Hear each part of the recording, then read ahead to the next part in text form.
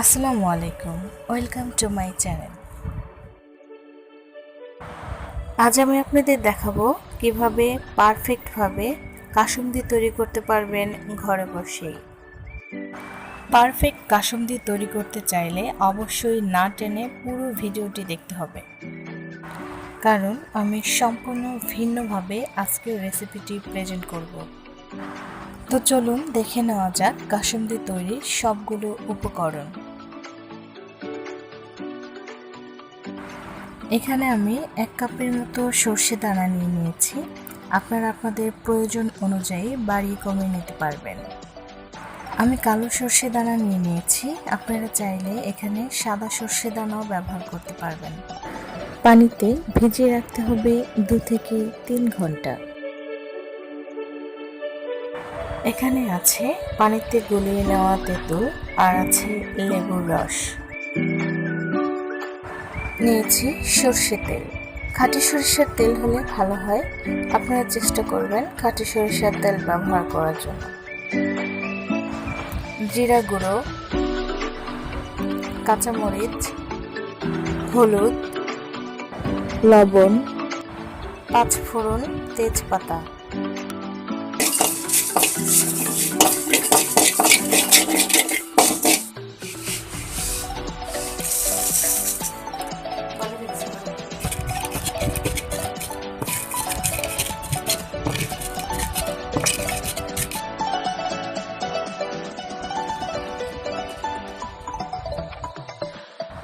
সর্ষে দানা, কাঁচামরিচ, জিরে গুঁড়ো এবং 5 ফোড়ন সবগুলো একত্রে করে ব্লেন্ডার করে নিতে হবে। ব্লেন্ডার মেশিন না থাকলে আপনারা পাটায় মিহি করে বেটে নিতে পারবেন।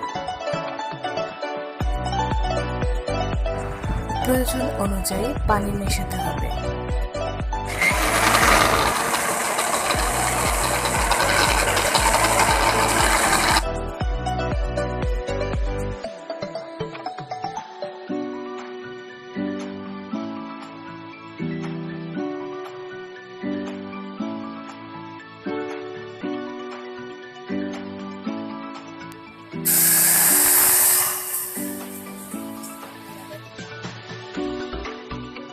আপনারা চাইলে লেবুর রস এবং তেঁতুলের টকের পরিবর্তে এখানে কাঁচা আমও ব্যবহার করতে পারেন।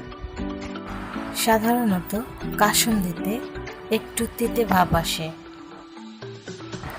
আমার আজকের রেসিপিটি পুরোপুরি ফলো করলে তিতে ভাব একটুও লাগবে না।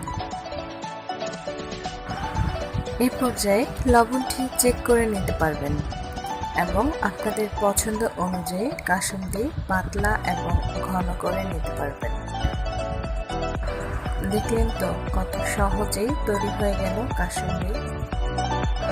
এই কাসুন্দি বয়ামে ভরে আপনারা 5 থেকে 6 মাস কিংবা 7 মাস নর্মাল ফ্রিজে রেখে ব্যবহার করতে পারবেন। অবশ্যই কোনো প্রশ্ন থাকলে কমেন্ট বক্সে জানাবেন। সবাই ভালো থাকবেন। আল্লাহ।